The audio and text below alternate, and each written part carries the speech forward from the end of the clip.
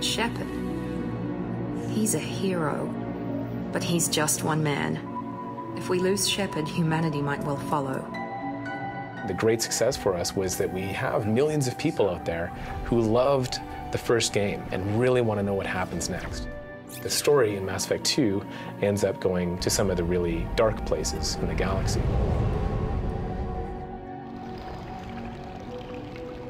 One of the key themes for Mass Effect 2 is this whole concept of darkness. It's almost like the Empire Strikes Back of the Mass Effect trilogy. It's a dark second chapter. It's moody. It's like that dark space you kind of keep secret that we're scratching at that you're going to go to in this game.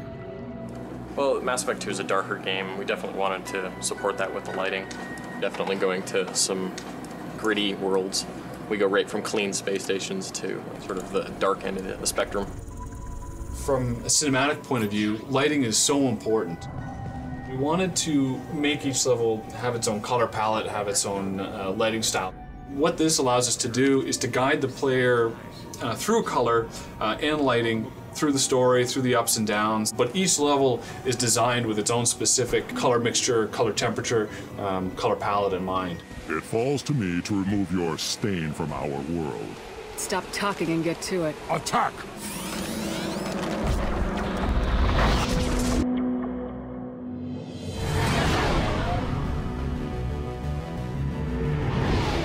The environments in Mass Effect 2 are so much more alive than in the first one. Approach exterior docking cradle 17. We have so much more diverse range of places and locations to visit in the second one. So we wanted to go to a place called Omega, which is the opposite of the Citadel.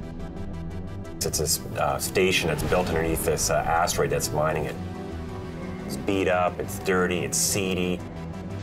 It's got more environment for like smoke and dirt. It's really an exciting place. That's close enough.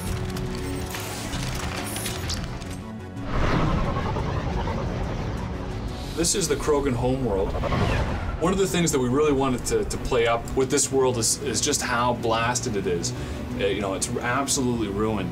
The wind here is just harsh and ripping. It kicks up all kinds of dust and atmosphere and really just make the player feel like it's this choking experience.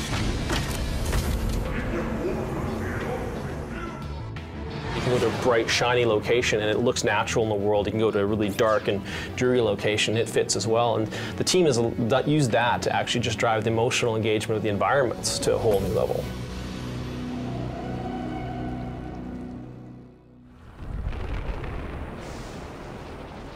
One of the key focuses for the sound design for Mass Effect was this concept of darker, kind of noise-polluted world that we have in Mass Effect 2.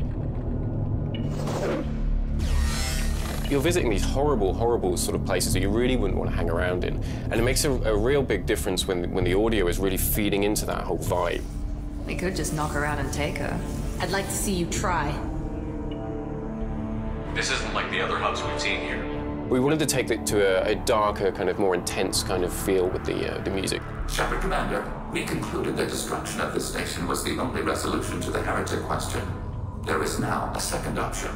So we're using sounds that have got a kind of a more mysterious and ominous kind of tone, and so there is this more kind of nihilistic sound to the soundtrack. Their virus can be repurposed. If released into the station's network, the heretics will be rewritten to accept our truth. There's no moral difference between the two. If you change who the heretics are, you've killed them. Or release the virus. Acknowledged.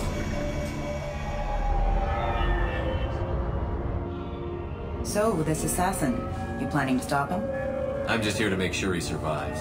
With the sound design for Mass Effect 2, we try very hard to create a unique and viable soundscape.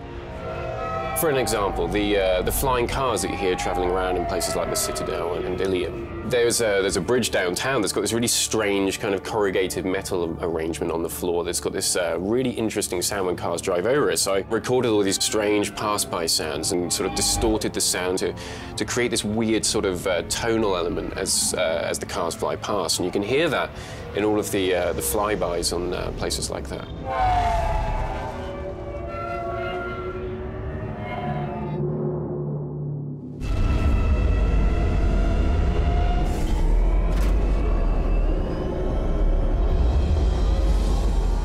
I think the fans are going to be incredibly impressed with how high quality Mass Effect 2 is. We've got a job to do. Let's get to it. Really intense cinematic sequences, emotionally engaging narrative. Our place in the universe is more fragile than we'd like to think. Beautiful characters you really feel are just credible and real characters you can interact with. I think what we've got is a game that's even better than we thought it was going to be when we started designing it. It feels like you're playing your own game, like we built it just for you, the fan. It's like uncharted territory. It's a world within a world. For those people who think you're the center of the universe, now you are. It's a roller coaster ride right to the end. It's fantastic. It's just incredible. There is no limit to it. I'm really proud of the Mass Effect 2 team. I mean, they just poured their hearts and souls into this. They're smart and they're creative and they're passionate, and they really worked hard to deliver an amazing experience for you, the fans. We need to hurry. Right. It's not only an incredibly ambitious story in terms of what we're trying to do, but for players, it is an incredibly ambitious achievement to have played through, 1, 2, and then 3 games, where all of your decisions, all your actions are actually starting to cascade and they're affecting the entire world around you.